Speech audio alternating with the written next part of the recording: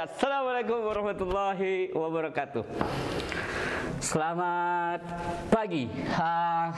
Kali ini kami akan menyampaikan ucapan selamat kepada siswa yang diterima di SMKN 2 Mataram. Kalian adalah orang-orang yang terpilih, orang yang cerdas, orang yang paling pintar sehingga bisa diterima di SMKN 2 Mataram. Sebelum kita mulai, marilah kita panjatkan puji syukur kita kehadirat Allah Subhanahu wa Ta'ala atas segala nikmat yang telah diberikan kepada kita, sehingga pada pertemuan kita kali ini kita diberikan kesehatan dan bisa melaksanakan tugas kita sehari-hari tanpa ada kekurangan. Sholawat dan salam tetap atas junjungan kita Nabi Muhammad SAW dengan ucapan Allahumma sholli ala sayyidina Muhammad wa ala ali sayyidina Muhammad. Baik, kali ini di MPLS kami dipercaya untuk menyampaikan pencegahan COVID-19 di lingkungan institusi pendidikan.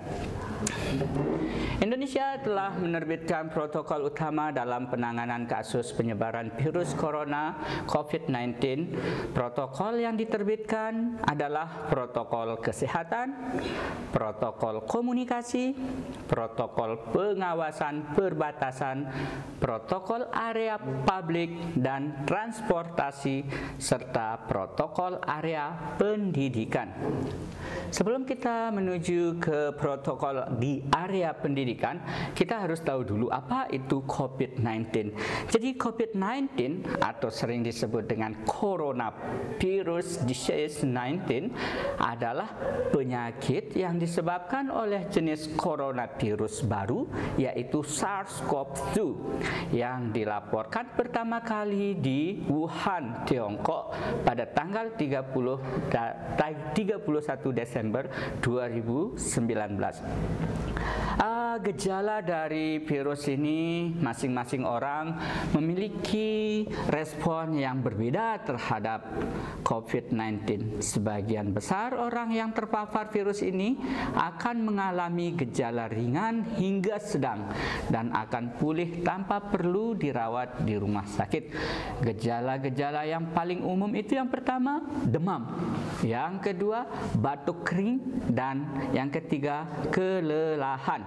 Kemudian gejala yang sedikit tidak umum, rasa tidak nyaman dan nyeri, nyeri tenggorokan, diare, merah mata atau mata memerah, sakit kepala, hilangnya indera perasa atau penciuman, ruam pada kulit atau perubahan warna pada jari tangan atau jari kaki.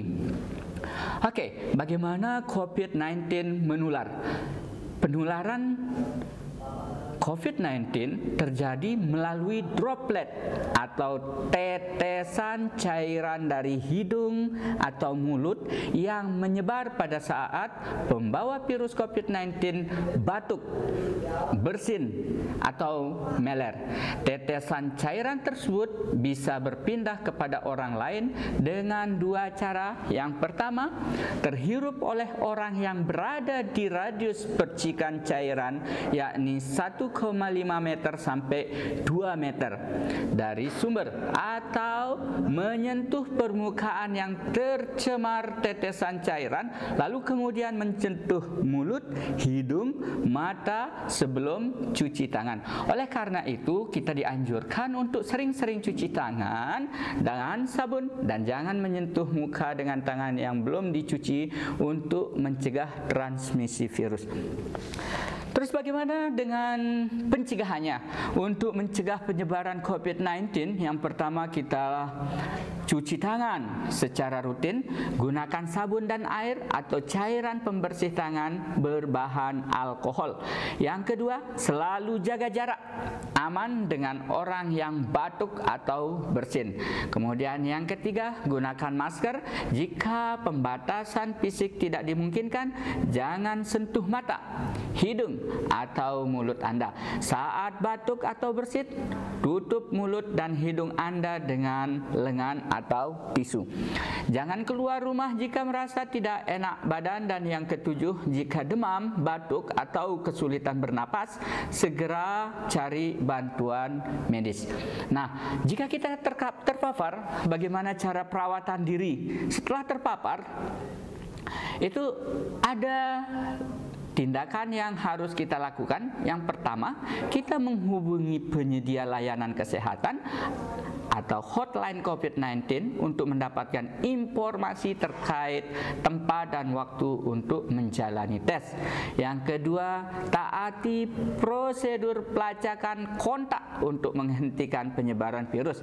Jika tes tidak tersedia, tetaplah di rumah dan jangan lakukan kontak dengan orang lain selama 14 hari. Yang keempat, selama masa karantina, jangan pergi ke kantor, sekolah atau tempat-tempat umum. Mintalah seseorang mencukupi kebutuhan Anda. Yang kelima, jaga jarak minimal 1 meter dari orang lain, termasuk anggota keluarga Anda.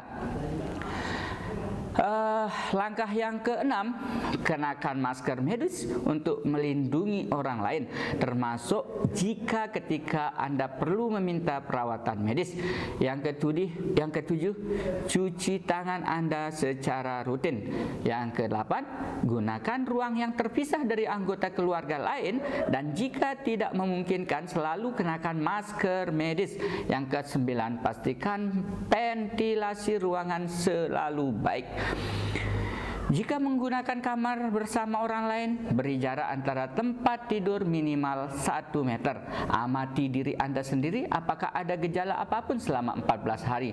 Segera hubungi penyedia layanan kesehatan jika Anda mengalami salah satu tanda bahaya berikut: sulit bernapas, sulit berbicara atau bergerak, bingung atau merasakan nyeri di dada. Dan yang terakhir, tetaplah positif dengan terus berinteraksi dengan orang-orang terdekat melalui telepon atau internet dan dengan berolahraga di rumah. Oke, siswa sekalian, apa yang bisa dilakukan oleh SMKN 2 Mataram, siswanya atau guru dan staf untuk mencegah penularan COVID-19? Yang pertama yang perlu dilakukan, itu ukur suhu dan amati gejala murid setiap hari. Yang kedua, mewajibkan semua guru staf untuk cuci tangan selama 20 detik setelah dari toilet, membuang sampah, memegang bagian hidung, mulut, dan sebelumnya sudah makan. Yang ketiga, memberikan pengarahan kepada murid untuk cuci tangan setelah dari toilet, membuang sampah, memegang bagian hidung, mulut, dan sebelum sesudah makan. Dan yang keempat, memastikan sampah dibuang setiap hari. Selanjutnya, membuka jendela kelas apabila sedang digunakan. Memastikan setiap kamar mandi memiliki air dan sabun yang cukup untuk cuci tangan. Yang ketujuh, memasang poster pentingnya cuci tangan dan langkah-langkah cuci tangan yang baik di setiap kelas, kamar mandi, dan kantor guru. Memberikan lokasi-lokasi yang sering dipegang minimal sehari sekali setelah murid pulang dari sekolah, seperti meja, kursi, gagang pintu, pegangan tangga, tombol lift jika ada, jendela, spidol, keran kamar mandi, dan area kantin.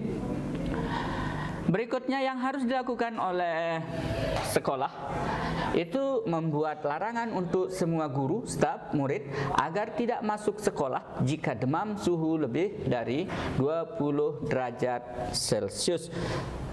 Jika siswa atau guru pegawai batuk dan atau pilek, memberikan cuti istirahat jika mengalami gejala tersebut di atas. Kemudian mewajibkan guru staf untuk menggunakan masker bagi yang terpaksa masuk ketika memiliki gejala tersebut di atas. Memberikan edukasi secara baik, yaitu cara batuk bersin yang benar, menutup mulut dan hidung dengan siku atau menggunakan tisu, dan membuang tisu pada tempat sampah yang sudah disediakan. Langkah-langkah yang berikutnya yaitu melakukan kegiatan olahraga secara rutin melaporkan kepada Dinas Kesehatan dan Dinas Pendidikan jika jumlah siswa guru yang tidak masuk mencapai lebih dari 10 orang dengan gejala-gejala tersebut di atas. Dan langkah yang terakhir itu melakukan sosialisasi COVID-19 ke peserta pendidik, orang tua, menggunakan materi dari Kementerian Kesehatan. Ingat, jangan melakukan kontak fisik langsung seperti cium tangan, salaman, ataupun berbagai makanan dan minuman. Tidak melakukan kegiatan yang melibatkan banyak orang, baik dalam atau di luar sekolah, seperti kegiatan wisata, lomba antar kelas, atau pertemuan murid. Jangan memberikan informasi mengenai guru, murid, staf yang sakit kepada orang yang tidak berkepentingan. Pastikan orang tua siswa juga melakukan hal yang sama.